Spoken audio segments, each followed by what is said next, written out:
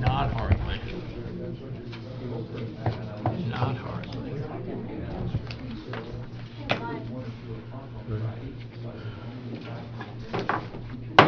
Call this meeting to order. All stand, face the flag for pledge. Pledge allegiance to the flag of the United States of America and to the republic for which it stands, one nation, under God, indivisible, with liberty and justice for all. You may be seated. Roll call. R.J. Donovan. Here.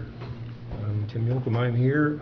Britton is out of town on a medical issue. He will be here hopefully next time.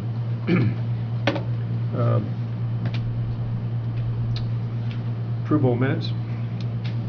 Tim, before we do that, do you want to tell the public about coming to the... How do we call? Well, yeah, about coming to the podium. If anyone... A couple different things we want to talk about right off the bat is protocol. We're going to be addressing some. Can everybody hear me okay? You all need to let us know when we can you hear us better. We want to, and that's important. That we can't tell what goes on out there, so appreciate your letting us know that. We're going to be addressing protocol here in each one of our meetings. I think it's important. I'd like for John Spur to address what we can. You might want to move that mic back to you so you can hear better. Okay. I was asked to make a few comments. After last meeting, somebody had made some comments that they had a First Amendment right to say whatever they want in a public meeting. That's not correct. The public meeting is to conduct the people's business. There's not a specific statutory right that lets you just say whatever you want in a public meeting. This is technically a court, just like Judge Wesch's courtroom is up above us. I can't go in the circuit court and engage in a protest or say whatever I want. There's rules there. Same thing applies here when they're conducting the people's business. There's rules to how the meetings are conducted. If they're allowing public comment, that's a courtesy during a regularly scheduled commissioners meeting. So if they're letting the public make comment, they're not really legally required to do that. They provided a podium, and the purpose of the podium is so that a person that's making a public comment can have what they say recorded so it can accurately go into the meeting minutes. Another problem we've had is people refusing to come up to the podium. It doesn't pick up what they say on the minutes, so there's no official record made of it. So if they choose to allow public comment, they can say, if you're going to make public comment, you have to do it up here where the comments can be recorded and made part of the minutes.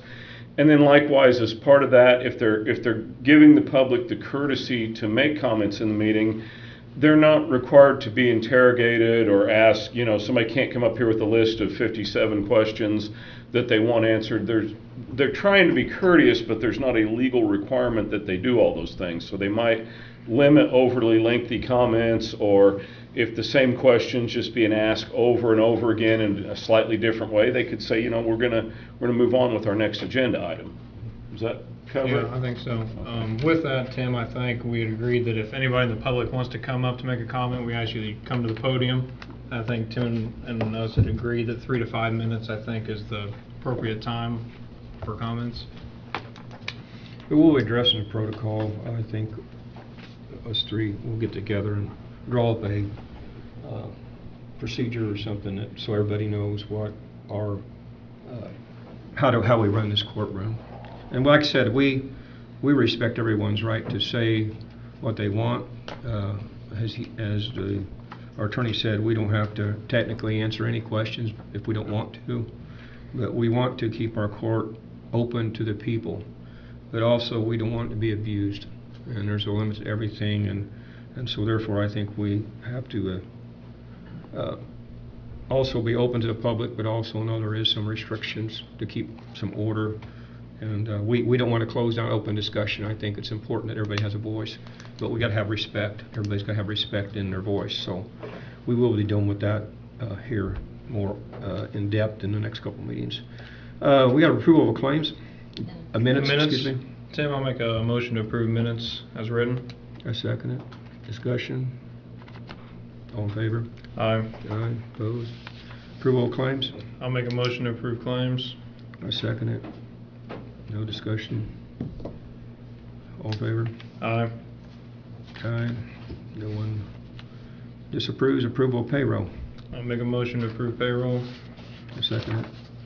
Any discussion? Vote. Aye. Aye. Opposed?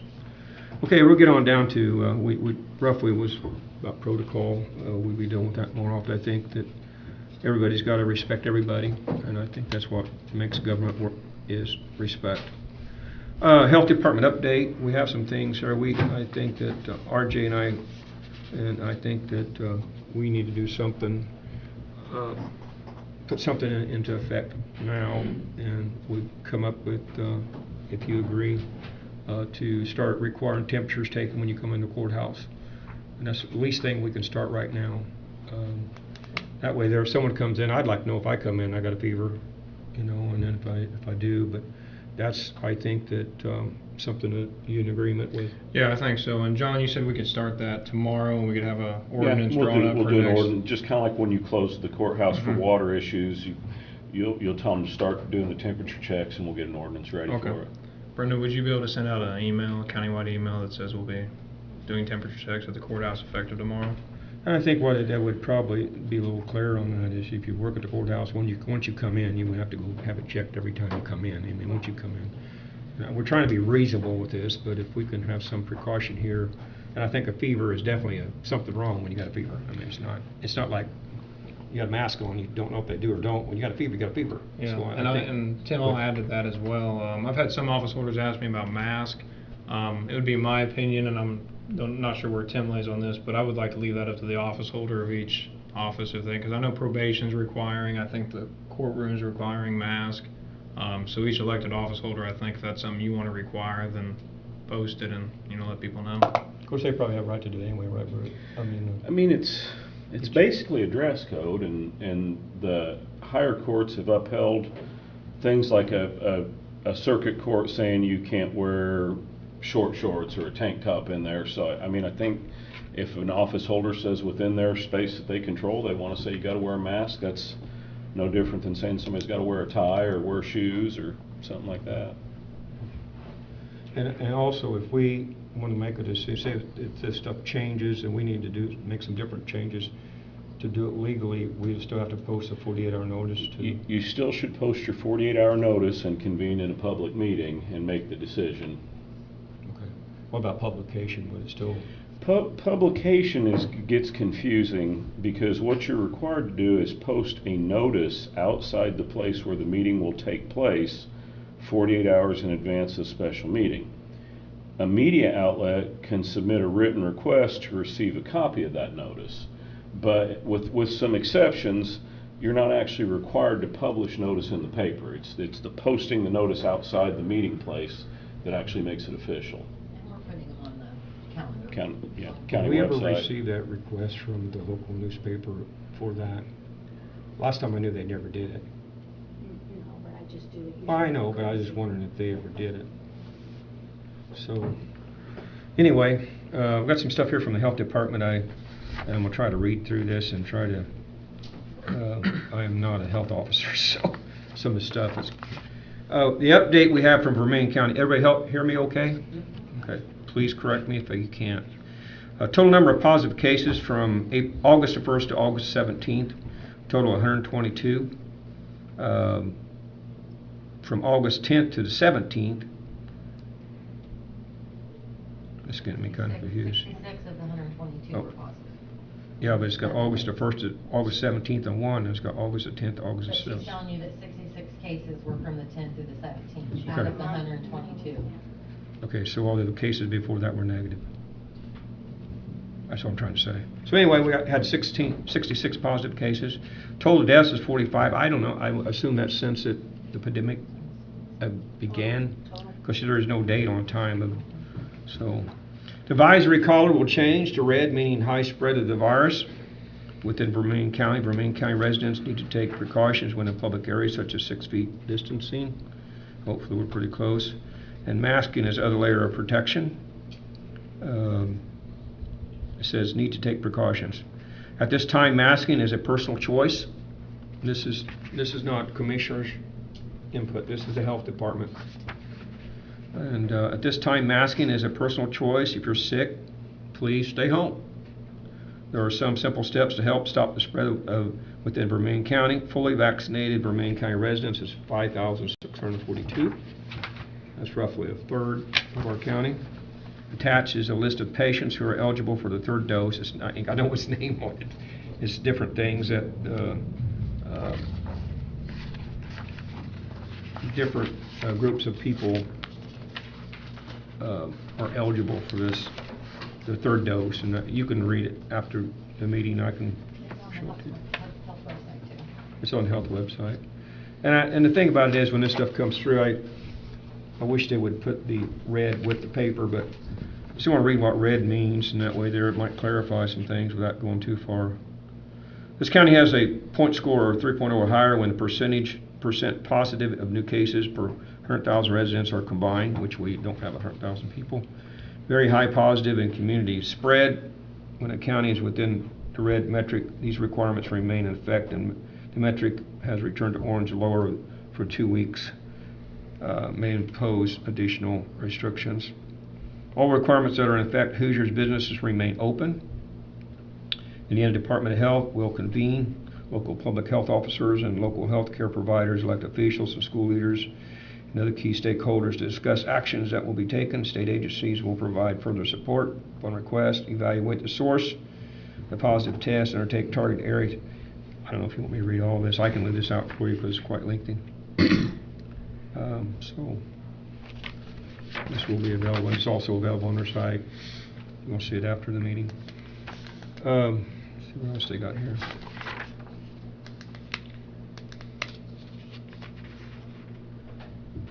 Next we have the Vermilion Trails Alliance.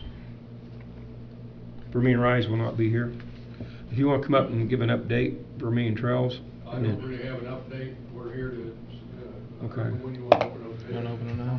Yeah, we're going to open up bids for the project down by the river that comes across in some hillside area for improvements. You want to come up here and tell us what this entails while we're getting this ready, so people would know at least what we're doing.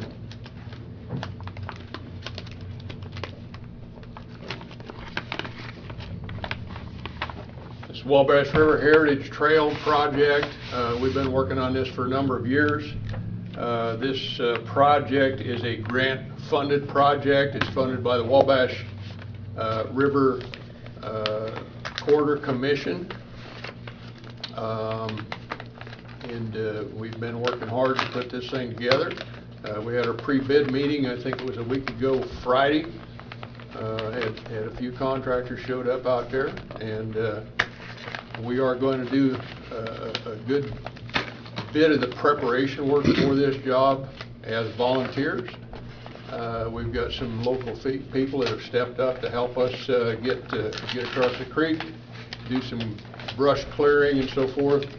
But this bid that you're about to open is the main portion of the construction of the trail. So we're looking forward to, I understand we got 3 bids. See if you can find the bid about that one. Any questions about the project while they're waiting? We have 3 bidders, and one is Crane Excavating, one is Lights Construction, the other one I think is S&G, is that right? Yep. First bid from S&G, no, for Crane Excavating. This is S&G there. The lump sum bid was $360,681 with the alternative right-of-way clearing of $3,560. Does that sound right as far as there? You only had 2, you had a main bid and an altered? Yes. Okay. That's from Crane. This one here is from S&G. S&G. No decision will be made tonight. We'll just open them and take them under advisement. Take these under advisement. That's our hope. What? That's our request, that you take them under advisement. And this one here is from S&G. It's showing a bid of $469,340. I do not see the other alternate on here, but that's beside the point. Right now. And the third one is White's, right? Yep.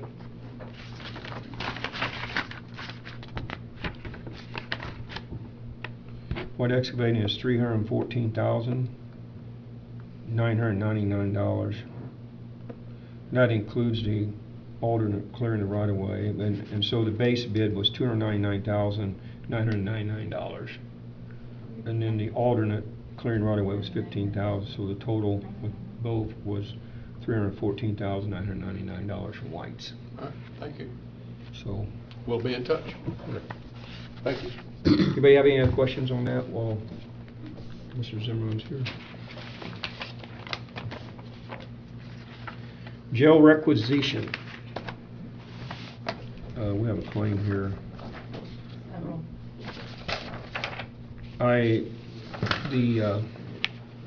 On the jail, our bonds, correct me here, have all been finalized.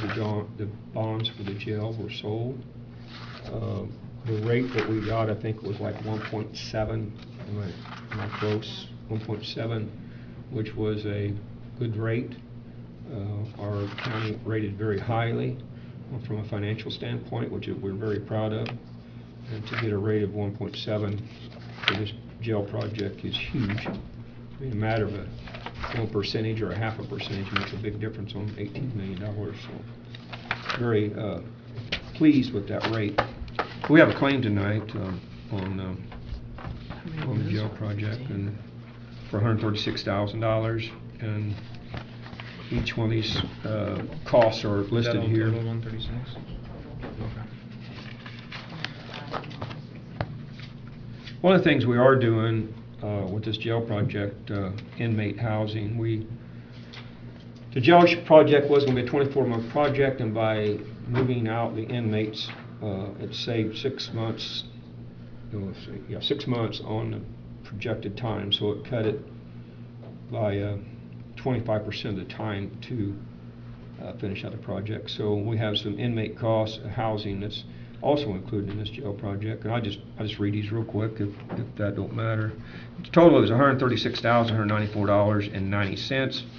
Gormont construction management costs of $92,000. These are rough figures.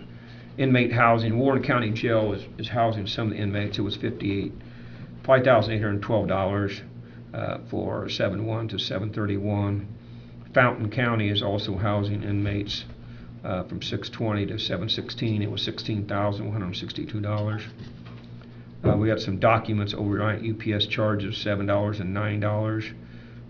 Spur Law Office's jail flat fee $15,000. Our QAW construction administration and mileage $7,163. First Financial UPS charge for building a set of bonds is $136,194.90. So we do have the money to pay. It was $18 million that we. 17 million, that's what it's going to. We have that in our control now, so we can start paying the bill. So I'll make a motion that we approve the total bills of $136,194.90 for the jail project. I second it. Discussion. All in favor? Aye. Aye. Opposed? I have some other stuff on the jail I'll be going back through at the end from Britain. You want to go through it now, or do you want to? I'd have to pull it up on the phone. And if you want, we'll get there. We'll stop. You can do it later. It's fine. The readout for all these costs are here. If you want to come up and view them on the jail, I am asking for a running total that we can look at each meeting we have, because we know we got X amount of dollars and we're spending X amount of money, so it'd be kind of nice to have an update each time. I'm going through a bunch of bills here. I'm just about through it. Ron Max Surveyor, you want to come up and appreciate what Ron's doing. Ron's doing a great job for our county surveyor. Appreciate his work. Britton wanted me to give you guys a quick update where we're at. So I'll start with last night's meeting. The Drainage Board voted to make a request to the council to transfer $12,500 from our capital outlay project account to professional services so that we can get started on the engineering to apply for a grant for the Kyogen, what we're calling the Kyogen Ditch project at this point in time. For people who don't know about it, this has been ongoing since the late 70s. West end of Kyogen has been getting flooded, and then there's been additional drainage added, and etc. There's been a lot of failure in the tile. It just needs to be fixed. And so we're starting down the engineering path so we can apply for the grant that will hopefully pay for at least 90% of the project when it gets said and done. So that's kind of where we're at on that. The Drainage Board came up with some rules and procedures that they voted on to accept. The commissioners wanted me to post it on the website for a couple weeks to get public input. We did get some input. Mostly it was just typographical errors. So at this point in time, we'll be moving that document into action. We'll probably have our first elections for the 2022 year in November.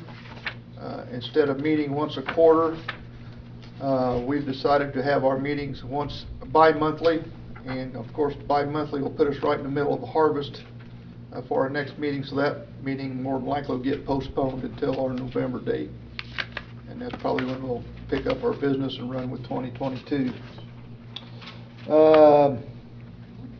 Website. The surveyor's website's been updated with all the original federal field notes, all the original county road petition books, all the original tie cards, and plat sheets.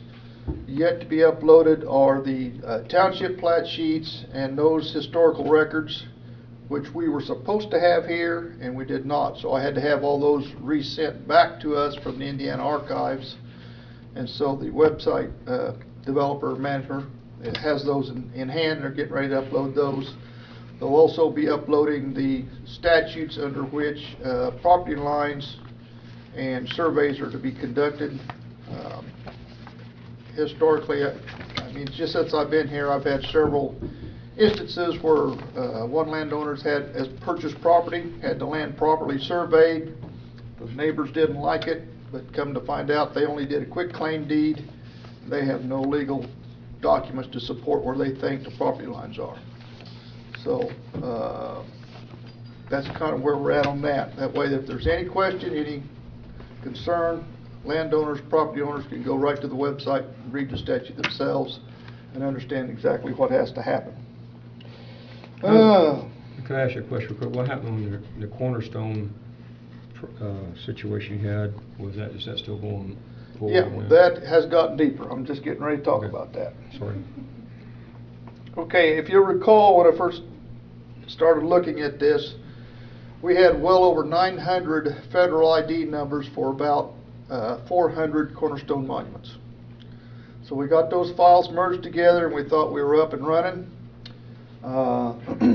until last week, actually week before, when we started building the database for the cornerstone monuments so we can make those searchable on the web.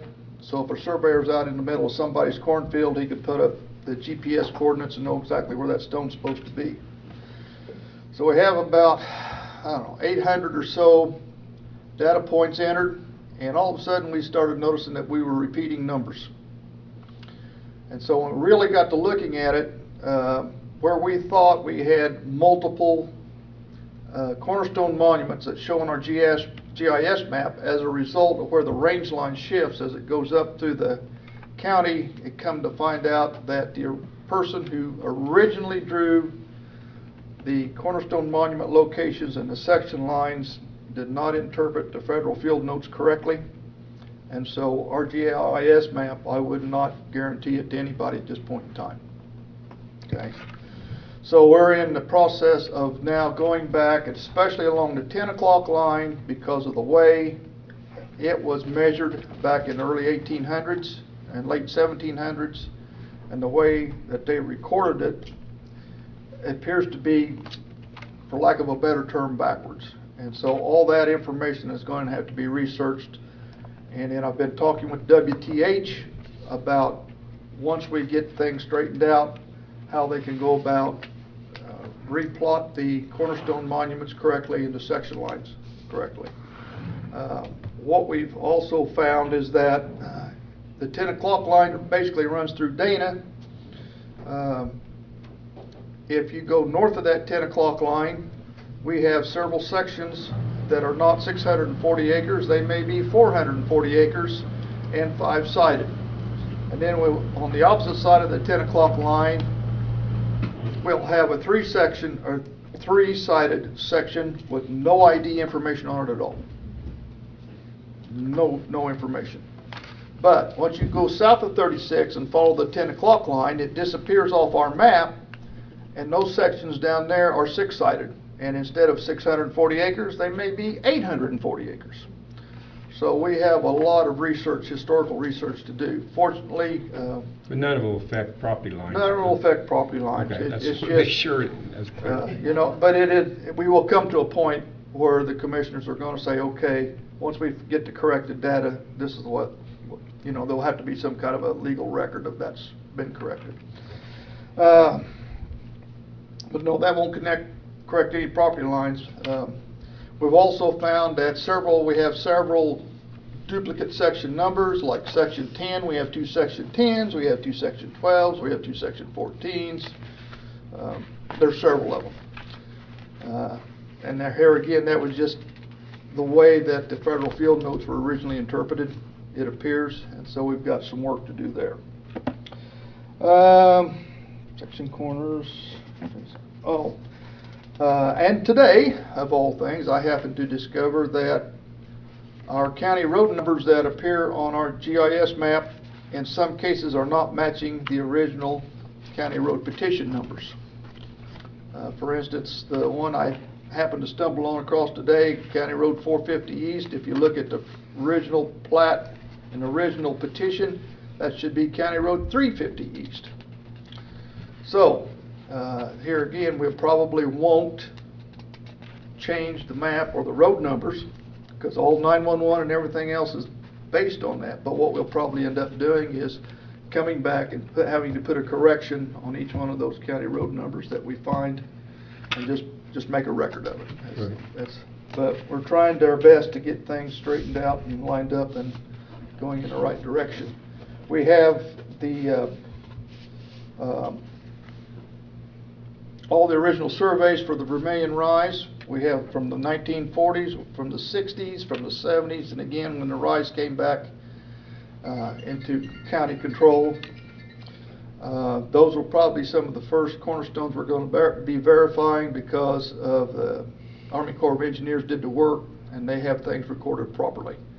The next set of cornerstone monuments we'll probably go after and record and accept as true and correct are those that were done by INDOT when they built Highway 63. Unfortunately, INDOT does not list cornerstone monuments in a standard form that fits what most surveyors recognize, so it'll take some research. I mean, they're on there, you just got to know what you're looking for. So that's where Jim Swift's expertise is really invaluable at this point in time. And relating on to the historical data that we're going through, his wife is working with us on the project. She is the historian for Wabash College, very, very well versed in reading historical documents and interpreting them correctly. So she's going to be a big help with us. And then his daughter and daughter-in-law, or future daughter-in-law, are computer gurus, and they're really beneficial in getting a database established. Did you have him make a presentation to the council too? Yeah, I think he did. Yeah. That was very enjoyable. I mean, Yeah. we had him, he's the surveyor and he's a historian, and it was. So once we get this these basic things done, then it should be a routine thing to go out, and we'll be able to actually start excavating where we think cornerstone monuments are, verifying them, logging them, And your just goal like is the one you found down there at the cemetery.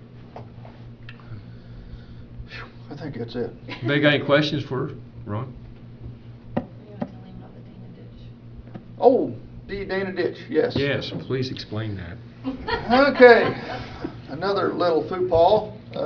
Back in 1973, the Saltwater Conservation District designed and built the Dana ditch out there by the ball diamonds.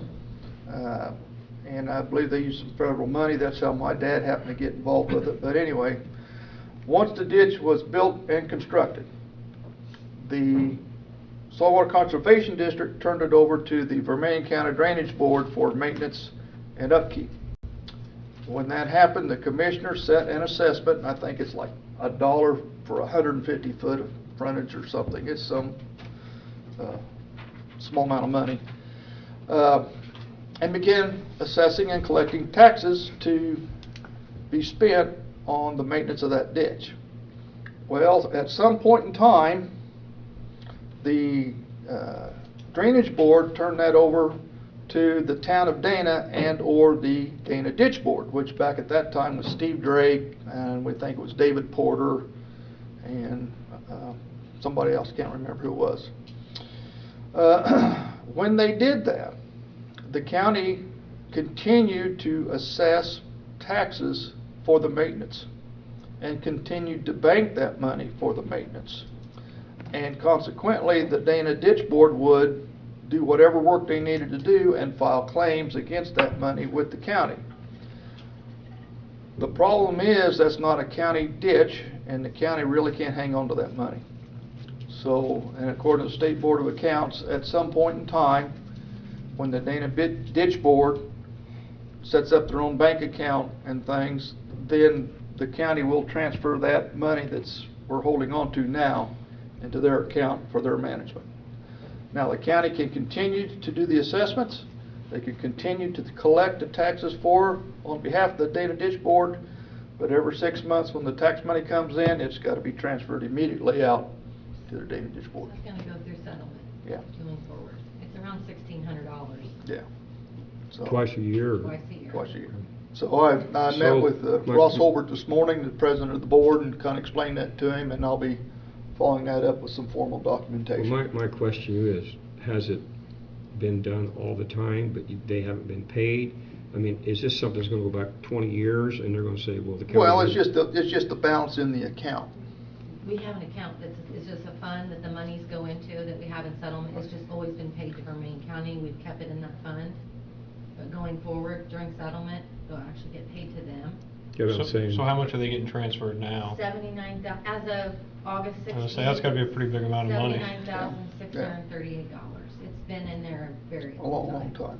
They can do The some re- maintenance on that ditch with 79. The reason this is so very important is as we're talking about doing the Kyogen ditch, and as I've discovered the possibility of at least 9 other structures in Vermilion County that should be regulated drains, that there should be assessments and maintenance funds collected, and the county should be responsible, the drainage board should be responsible to make sure the maintenance and upkeep is done. Each one of those structures has to have its own account. So when, in fact, hopefully next year we'll hand John a stack of files he can look at and determine who owns them, who owns those structures. Then the drainage board will have to, if it is a county structure, the drainage board will have to determine what a reasonable assessment fee will be. I'm going to guess again it's going to be like $1 per 100 feet or something like that. And the page will have to make an assessment to those property owners for that amount, and it's an additional assessment to the regular property tax. When that money comes in, Florinda will have to keep that in a separate account specifically for that dredge. And then if we hire a contractor or whoever to go out and spray the ditch or dredge the ditch or do whatever, then those charges Annie will pay directly from that account. It cannot come from any place else. What is the structure of that board, and how does that board work? Are they appointed by, how did that board come into existence? You know, I mean, I'm trying to ask, how did it happen, and how was it formed now? Is there terms of those people in there? Are they by the district? They live at, I mean, I don't know. What do you know Well, about that? the commissioners were on it, and you guys wanted off of it. I think No, no, Tim's no. referring So- to No, the no. Dana Ditch Board. Oh, the, Like how oh, the those- Dana Ditch how Board. those- Ditch yeah, we Board. know how the I- drainage Dana board Ditch Board. works. Oh, okay. I'm not exactly sure whether they were appointed by the town of Dana, but I'm assuming that the way I understand their organization is at least one person has to live in the city limits of Dana, and 2 of them have to be property owners on the ditch. And is there any way we could possibly find that, their charter or their, I believe Florinda has all that. I've seen it, but she does have something on it? She has all that. Okay, So there is a record of what it's supposed to be. okay, that's good. The only thing I haven't been able to find, and I'm not sure how to go about finding it, is at what date did the Vermilion County Drainage Board turn the Dana Ditch over to the Dana Ditch Board? I'm not exactly sure when that took place. It's really kind of irrelevant. I mean, So the money in the accounts has accumulated over X amount of years, is going to Yeah. be deposited into, okay. right. And I know there has been some money spent out of it. Yeah, they have sent bills in for it. They have sent bills in for it. Oh, they have Previous used years- it. Previous years, yes. Yeah. Oh, okay.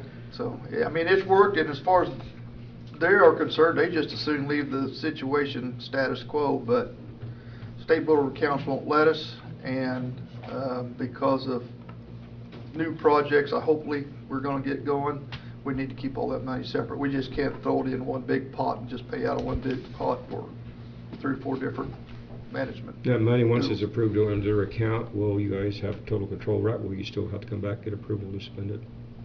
For what? The Dana Ditch? That moves over to the Dana Ditch Board. We'll have nothing to do with it. That's completely up to them. Okay. That's completely up to them. Okay, So that's where I'm at. very good. Question, comments, concerns? I met the board the other night, and I was really impressed. They had 3 or 4 4. younger people there than farmer people that are very well versed in the community, and it was spread out over different areas of the county, so I think they got a good group there. You Yeah. did very well. Appreciate that. Okay. Thank you. Clinton Library Board appointment. We had 2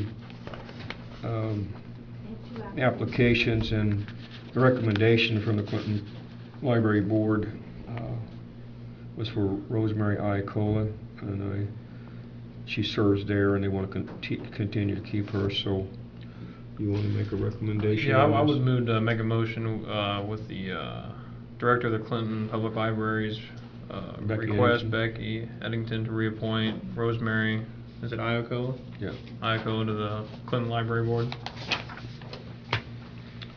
I'm in agreement with it. We don't need no, something like that, we don't have to take it. You're in agreement? We're in agreement to do it, and just Yep. get it out to them. Tim, before you skip to the next one, I'm gonna do Go the ahead. Bridge 90 bid openings, and we're gonna take these under advisement as well. First one we'll do is White Construction, and this is for Bridge 90 over 1450 on Spring Creek. And let's see, Kevin, you said page what, 5, 6? Page 6. Don't even have to look too far, I can just skip right to it. All right, White Construction's bid is $375,000. You got both of them? Yeah, I got both of them. And then Milestone is the other one, and let's see, 3, 4. And their bid is $596,400, and we'll take those bids under advisement. We can move on to the next agenda. A few things, Britton said all the jail contracts have been awarded. We have some update on some of the roads. Ambulance audit is underway. Jail funding is complete and construction remains on schedule. Range line will be closed at Jen Creek after Labor Day weekend for repairs.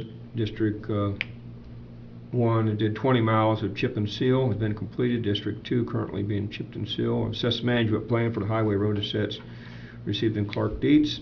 Consideration of expansion of TIP district between White Construction and Lilly's, that's going to be coming up.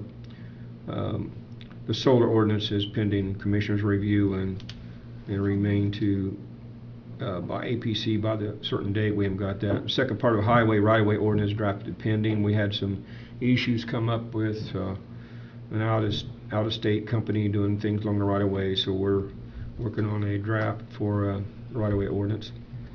We did have 2 applicants put in for the RISE board, and I think by next meeting that we ought to review those. Yeah, And it ends the 21st. The deadline's the 21st. Yeah, 21st deadline, and I think we're gonna appoint the 31st, right? okay, you guys already set a date on that? Yeah, we did it that, yeah. Deadline was, when did we say, 21st? That's what was put in the paper. No, that's what I, okay. Okay. All right, you ready for the next one? Okay. Lost my here. Next, I think we have It's the resolution, Brandon. Resolution. Yeah. Brandon, do you have anything to say on that anymore, or no? No? Brandon presented a resolution for, let me see here, the vaccine resolution. Could I interrupt you real quick? And John, could you read what a resolution is, maybe? Yeah, It might be. Well, a resolution is usually a declaration of support of something, but typically a resolution won't carry with it a penalty for violating it. It just expresses an opinion or a position that you're in favor of. An actual ordinance will usually have some sort of penalty for violation of that. Well, Brandon had presented this to us, 2 months ago? Or a month ago, I could be mistaken on time. The commissioners reviewed it. I don't believe Britton had any issues with it, nor did Tim. So my recommendation is that we follow our past practice, and I'll read the resolution unless Tim wants to read it. You can do it. See if I just kick that back to me. So I'll go ahead and read it, and then next meeting we can decide to do something on the next meeting if we choose to. So it's a draft resolution regarding COVID-19 immunization mandates and passports.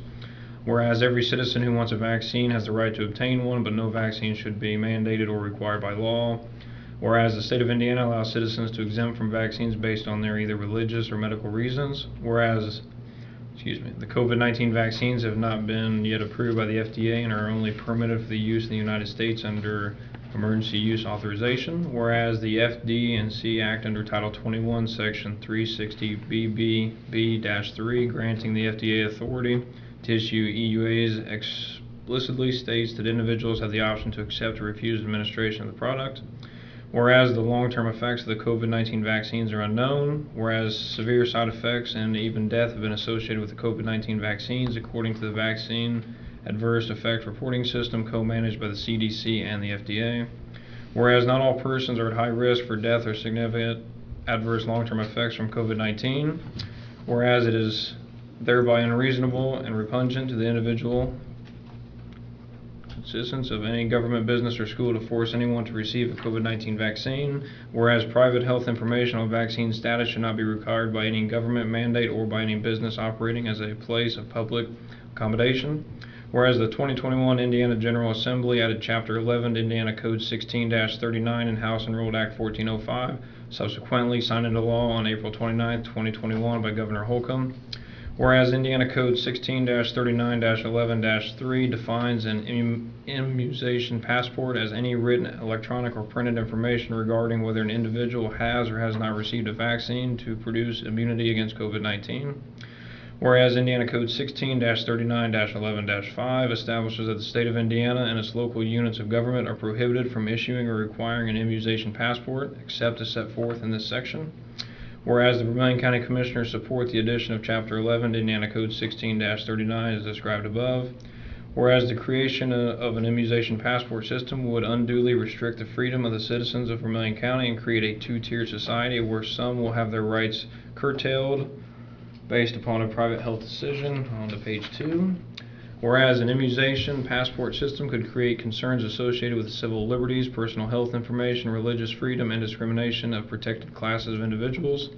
Whereas an immunization passport system could potentially lead to further alienation of rights and discrimination as the concept is expanded to include any basis that a government or business deems acceptable.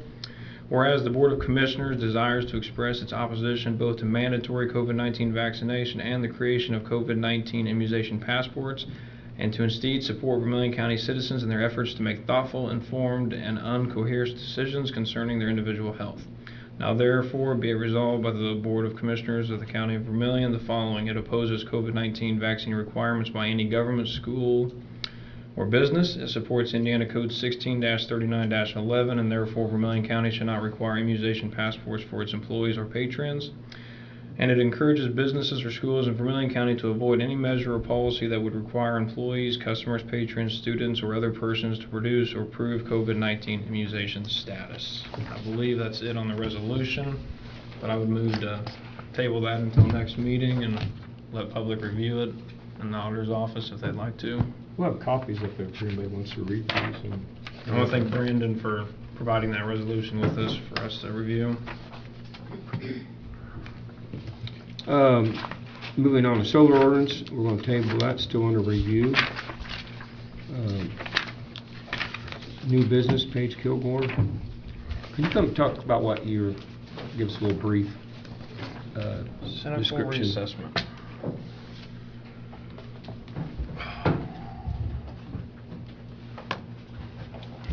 This is a contract for my cyclical reassessment work. Back when the legislature got rid of the township trustees' assessing duties, all that fell back on the county assessor's office. We don't have the manpower to do it. Okay. When So, did that happen? Several years ago or just here recently? Yeah, I want to say like back in 2010, 2008. It's been a while.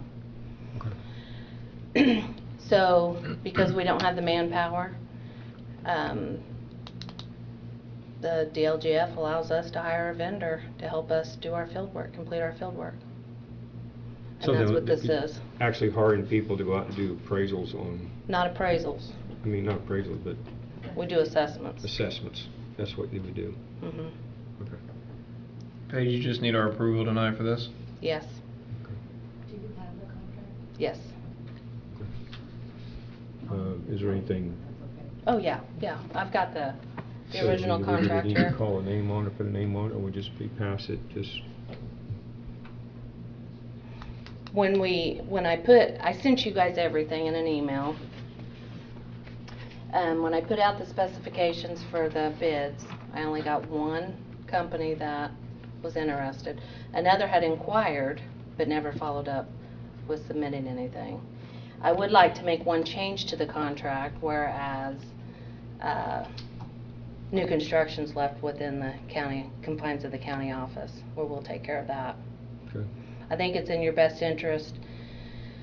At one time I had thought about approaching the council and seeing about hiring another person in lieu of having an outsider come in. A lot of things are going to come in play because this contract takes effect when my term's up. We don't ever know what's going to happen then.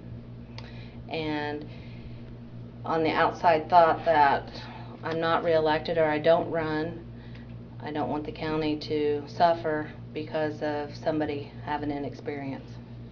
So they'll at least have somebody with a level 3 certification to back everything up. So what all is this, is it a year contract or yearly No, contract? this is a 4-year contract. 4-year contract. Our work, we do our work in phases. Okay. Okay. Well, I'd move to make a motion to approve the contract for cynical reassessment work for the assessor. A second. Thank you. I'll hang All in around favor? afterwards to Aye. get you to sign it. Yeah. Okay, thank you. Thank you. Public comment. I want to ask one thing for Clark Dietz. Give us an update on the community crossing grant.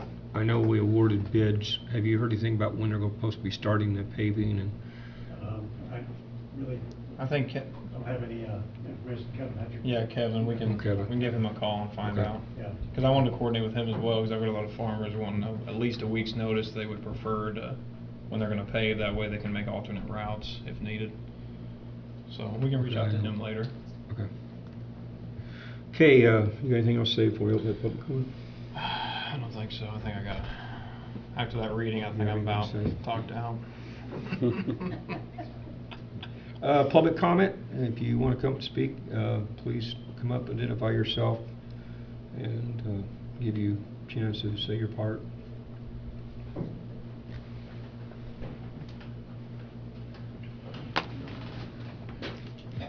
Commissioner Jokum, Commissioner Identify Donovan. yourself, please. Hmm? Identify yourself, please.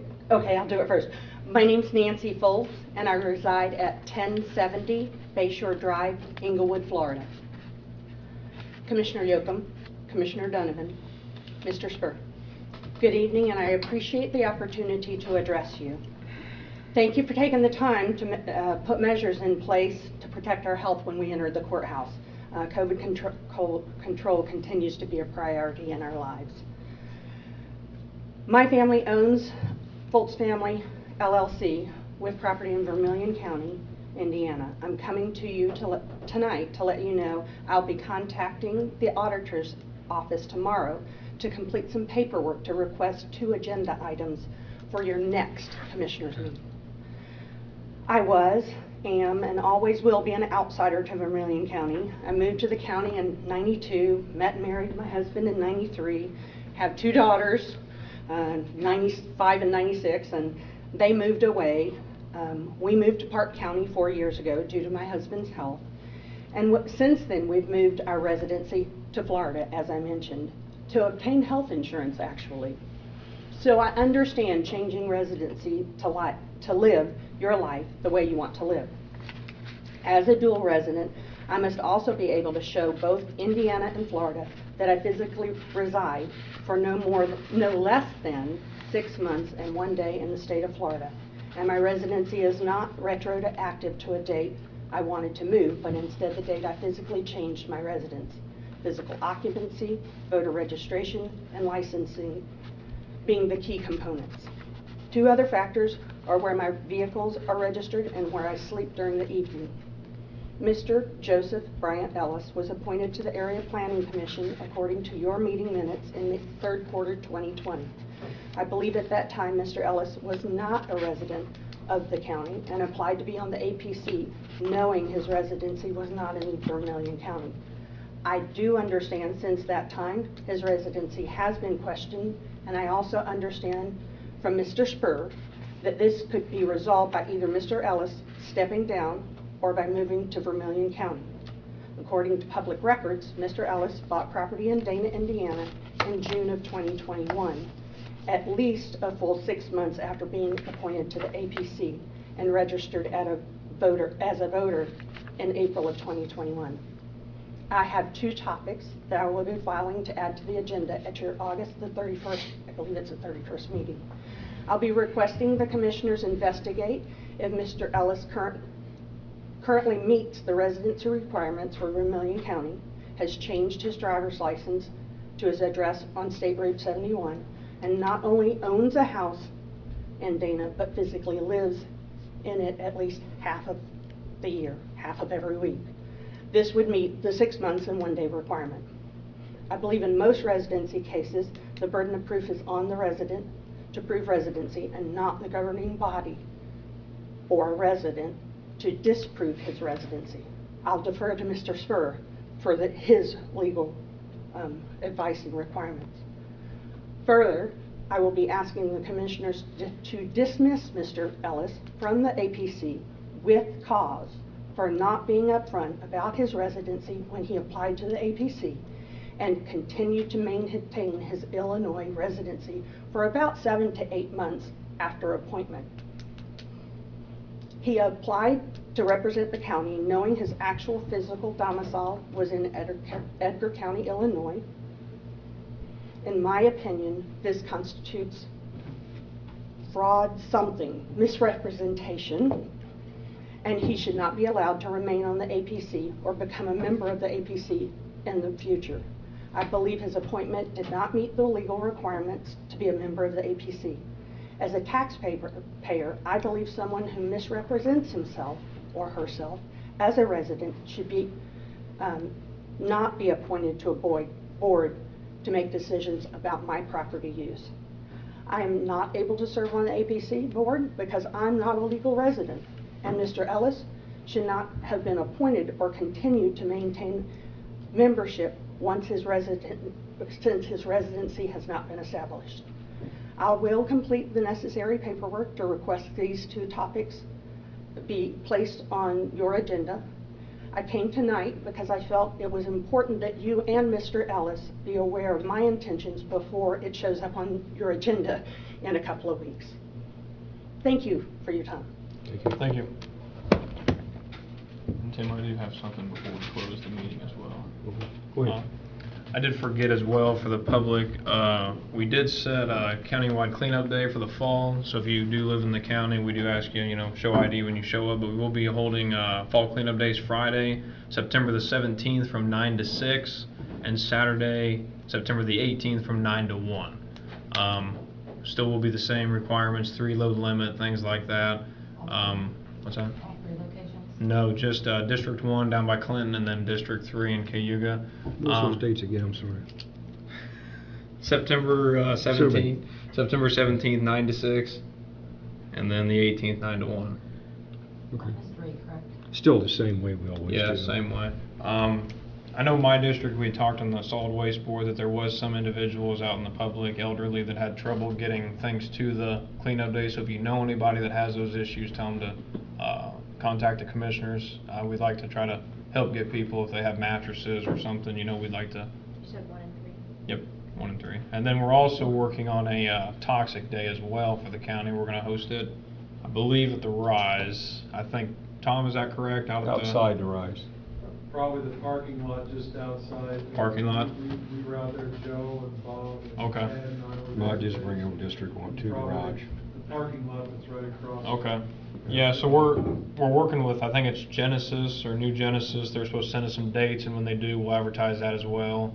Gonna take paint, household cleaners, pesticides, stuff like that. So, but anyway, I just wanted to give the public an update on that. There was some talk about having the communities What's behind that? Have a date for that? No, because they set the date. We can kind of request one, but they do so many cleanups throughout the state that we're kind of at the leisure of them. Had there been talk about the other communities helping out? Oh yeah, we're asking. We'd like to thank Soil and Water. They donated $5,000 for Talks Day. We're reaching out to all incorporated towns like Clinton City, Fairview, and we're going to ask them for some donations on Talks Day, just because it is expensive. We don't have a cost yet. They give you a cost per, whatever it is, pound, gallon, whatever you want to say, but we don't know how much we're going to take in. So until Talks Day is done, it could be a $10,000 day, maybe a $30,000 day. So. Is that material brought in, you're charged for it, or is the county? No, the county's going to foot it, and none of the county employees will handle it. It'll be all handled by Genesis or New Genesis. I can't think of that company's, if it's got new in front of it or not. I can't remember. But anyway, that's all I have. Oh no, I don't. I lied. I got one more thing. I lied. I got one more thing. Yeah. I knew that was coming. We have some things I'd like to advertise for sealed bids for equipment. The sheriff has 3 vehicles, probation has a vehicle, and county highway has 4 or 5 pieces of equipment. So after tonight's meeting, I'd like to get a list together and advertise in the Clintonian for 30 days, and then open sealed bids up on that. Sealed bids, okay. Yep, I think the sheriff has some minimum he wants on his vehicles. Our county highway, we won't put any minimums on those, because I'm afraid if we do, we won't get rid of them. So that is all. I'm done for the night. I'm positive. In closing, I just want to advertise. Go ahead. You want something to say? Yeah. If anybody else wants to speak, we didn't need to cut you all off. We're not ready to. We need to. Barbara Phillips. Is that all you need? My name? Yep. Vermilion County resident. Question, you said that the solar ordinance is under advisement. Right. So we're not going to talk about it tonight. But the latest action on that was the workshop where you guys worked through that but didn't get all the way through it. Mm-hmm. And I was under the impression that another date was going to be set to go the rest of the way through that. Yep. Is that correct, that there is going to be another date, another workshop? Yeah. to I know work? we're not done with it. Yeah, we're definitely gonna have another workshop. I don't think one's been set yet, but Okay. Another work session. Yeah, work Yeah, session. That's what will be scheduled. So, when will a date be set for that? I'd say probably in the next 2 or 3 weeks. Wait till Brett's got a situation he's dealing with, and when he gets. So maybe the meeting 2 weeks from now? But it won't be a meeting, it won't be a regular commission meeting, it'll be another work session. But I was thinking at that meeting, maybe a date could be set. I would say probably. yeah, I'd say that's a fair assumption. statement. We'll try to be as open as we can, let people know we're doing it. I mean, Yeah. you And know. we'll start putting it on the calendar, if you check the county calendar. Yeah, If What they time? do set On- something before then, I'll put it on there. on the website. Yep, just check the calendar. And you're free to What call time me you get it. anytime you want Or an you can update, call I mean, here. get my number. Okay. Yeah, I had given my name and email to Brett and asked him to let me know when one had been set, so I assume nothing has been set since Yeah, I didn't nothing. hear anything. Mhm. And I just want to see it keep moving forward, because we're facing that House Bill 1381. If we don't get our own ordinance in place before that comes about, we're going to be, we may as well not even have one. Well, I think be the leader of wind- state at that point. The wind is about done with, ain't it, with the zoning? I believe so. I think we're Yeah. supposed to get sent to us sometime in September was last I heard from Penny. I think so, too. They're advertising and they're, I think mid-September, late September is supposed to be sent to us, maybe early.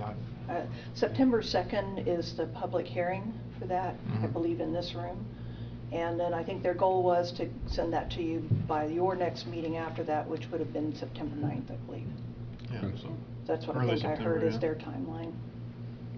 Okay. Yeah, we'll try to keep you informed and appreciate, everyone's welcome to come and listen, you know, Yeah. we're having a conversation. Yeah, I It's know not- Britton made it clear that it was listen only. Yeah, we're trying to have some work sessions with commission. I don't know how you do it. I mean, we have a lot of things to do, believe it or not. And so we've been starting to have some work sessions where, and it's legal, right? We three commissioners get together and talk, and the public can be there, but we're not here to, you're here to witness what we're talking about, but you're not here to really contribute. I don't mean to be rude, but we gotta watch out what we do. We wanna do everything legal. We don't do anything that's hidden, but we still gotta do these meetings to try to get some of this stuff done. So it's all for the good. On the wind, I said September 2nd is the public meeting. I haven't seen any notification of that yet. I didn't get my Clintonian for today. They come out Tuesday and Saturday, I think. So I don't know if it's in today's paper. It wasn't in Saturday's paper. So Talking about the APC meeting. The public hearing Yeah, I think it's sponsored getting by the advertised. APC to review the wind ordinance Yeah. before it comes to you guys. Yeah, I think it's being advertised because Penny was working on that, I think, last week. Or maybe early this week. I could be wrong. on You my know about that dates. map, that Ron, the date's set on I think there was a couple things that the attorney wanted us to add, things like definitions that weren't in it, and those types of things, so just some little nickel dime things we've got to do, and I think it's ready to go. Okay. They'll advertise it then. But we're gonna do that, and let the attorney review it again, and we're using the fellow, the AIC attorney, because he's has dealt with this kind of stuff before, make sure our verbiage is right, and the language is right, and all that kind of stuff. And once the definitions are blessed, and then I think there's a couple other little things, and then we'll be ready to advertise. Okay, that's all. it. Thank Okay, you. thank you for coming. You're welcome. Anyone else? This is your chance if you want to say something, we don't want to leave you out. Get ready to close this meeting. I got dinner in 15 minutes, Tim, so it works. I'll make a motion to adjourn. I second it. Second. All in favor? Aye. Thank See, you John, for I told you I coming. might be able to get you home by 8 o'clock. Yeah, let me make it. Yeah, you're not going anywhere.